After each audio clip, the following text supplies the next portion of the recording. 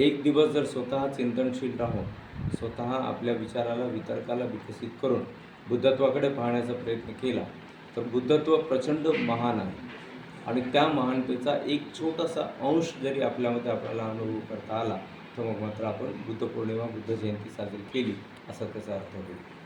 बाबासाहेब आंबेडकर बुद्धत्वाबद्दल बोलताना असं म्हणतात, की भगवान बुद्ध किती महान आहेत. तर बाबासाहेब म्हणतात, की इकडं बाबासाहेब आंबेडकर एवढी मोठी उपमा देव करतात.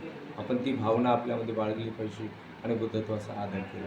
ज्ञानोबा परशुराम, सेवानिवृत्त गटनिदेशक ITI.